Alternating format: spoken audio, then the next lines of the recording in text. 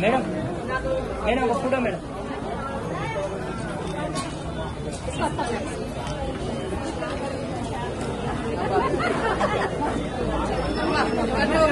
మంచిగా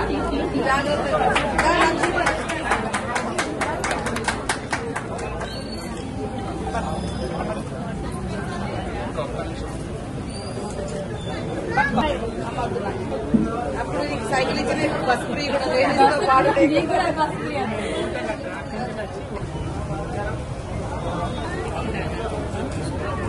మరాఠీ రండి.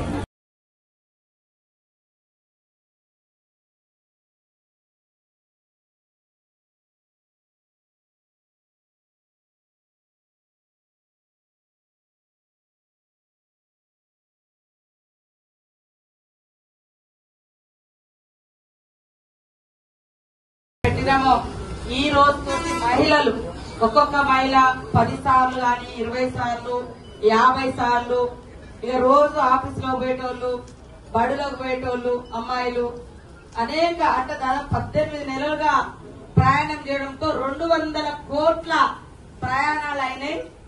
ఈ రోజుతోటి 6,400 కోట్ల రూపాయలు మహిళలకు భారం పడకుండా 6,400 కోట్ల రూపాయలు మహిళలై ఒక్కొక్కరి 5,000 కావచ్చు, 10,000 కావచ్చు, 4,000 కావచ్చు, 20,000 కావచ్చు లాభం అనేది జరిగింది.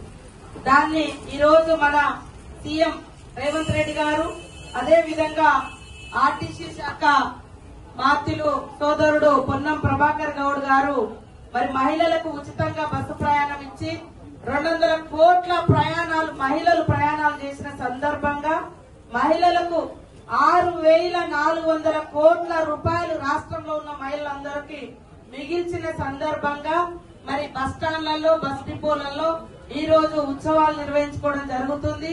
ఇక్కడికి వచ్చినటువంటి ఆర్ఎంఓ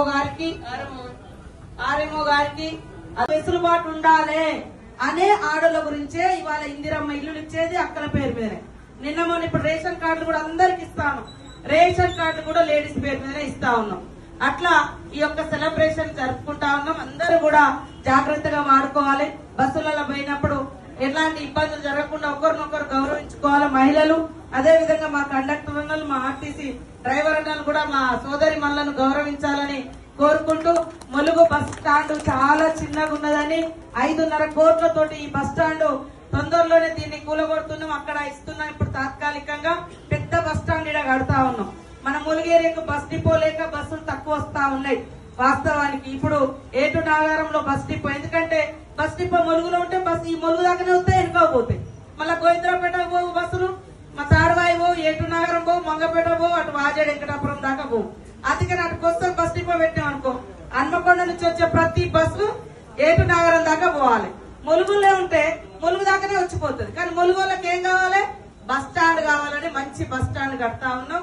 తొందరలోనే మనకు జాతర వచ్చే లోపు ఆర్ఎంఓ గారు ఎంబటుండి కట్టియాలి. అట్లనే మాకు సాయంత్రం బస్సులు కొద్దిగా ఇబ్బంది అవుతా ఉంది.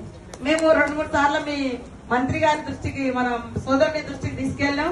దయచేసి మాకు అర్జెంట్ గా ఒక 2 బస్సులు సాయంత్రం, ఎందుకంటే చాలా మంది ఇప్పుడు టూరిస్టులు వస్తా ఉంటారు సమ్మక్క సారలమ్మ దగ్గరికి. ఇవాళ బొగత కాడి బొచ్చడు మంది పోయారు. వాటర్ ఫాల్స్, లక్నవరము, ఇటు రామప్ప ఇవన్నీ తిరుగుతా ఉంటారు. కాబట్టి మరి సాయంత్రం అటు ఇటు పోయేటోళ్ళు ఉంటారు. ఒక 2 ట్రిప్పులు అదనంగా సాయంత్రం పూట వేయండి, మీకు మంచి గిరాకీ కూడా ఉంటది. కాబట్టి ఇక్కడికి వచ్చిన మా అక్కలకు చిన్ని గవ్వ ఉండదు.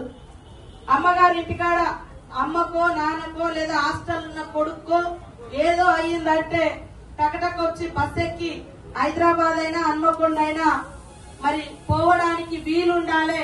చేతిలో పైసలు లేకుండా ఆపదికి సాపదికి పోలేని పరిస్థితి వస్తుందని ఇళ్లలో మహిళలకు ఆర్థికంగా బలోపేతం చేయాలని ఈ యొక్క కార్యక్రమాన్ని పెట్టడం జరిగింది. కాబట్టి చాలా మందికి సంతోషంగా ఉంది, కొంతమందికి కోపం ఉన్నది. ఆడవాళ్ళందరిట్లో బస్సులలో పోతారా? ఎందుకంటే మా బస్సు కండక్టర్ అన్నలు కూడా యాస్టకు వస్తుంది, ఎందుకంటే ఎక్కువ మంది ఎక్కుతారు.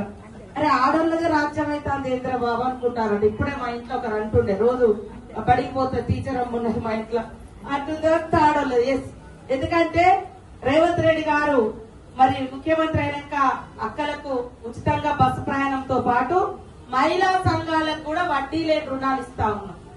వడ్డీ లేకుండా వడ్డీ డబ్బులు కూడా ఈ మధ్య మొత్తం మీ అకౌంట్లలో వేసినాం. చాలా మంది మహిళా సంఘంలో ఉంటే వాళ్ళకి ఏమన్నా ప్రమాదమై చనిపోతే ఆ కుటుంబంలో 10 లక్షలు ఆ అక్క కుటుంబానికి ఇస్తున్నాం సంఘం సభ్యురాలకి. ఓ 4 లక్షలు లోన్ తీసుకొని ఏమన్నా చనిపోతే 2 లక్షలు మనం మాఫీ చేస్తా ఉన్నాం. ఇట్లా మహిళలు కూడా సంబరాలు చేసుకుంటా ఉన్నారు. కాబట్టి గ్యాస్ కూడా దేశమంతా 1250 ఉంటే మన దగ్గర పేదవాళ్లకు 500కే ఇస్తా ఉన్నాం. ఇళ్లలో 200 యూనిట్లు. అంతకుముందు మన గల్లీలలో మన వాడలలో కరెంటు బిల్లు కట్టలేదని కటింగ్లు ఉండేది, కానీ కట్ చేయకుండా నిరంతరం కరెంటు కూడా వస్తుంది. ఈ రోజు మనకి ఏర్పడదు కావచ్చు, అదే 1000 రూపాయలు ఉంటే తప్ప మనం హైదరాబాద్ పోలేము. 1000 రూపాయలు ఉంటే తప్ప కనీసం హన్మకొండ పోయి మళ్ళా రావాలి అటు ఇటు ఏమైనా కొనుక్కోవడానికి. ఇవన్నీ కూడా లాభదాయకమే. ముఖ్యంగా మా అక్క చెల్లెలు సంతోషంగా ఉంటే సమాజం సంతోషంగా ఉంటుంది.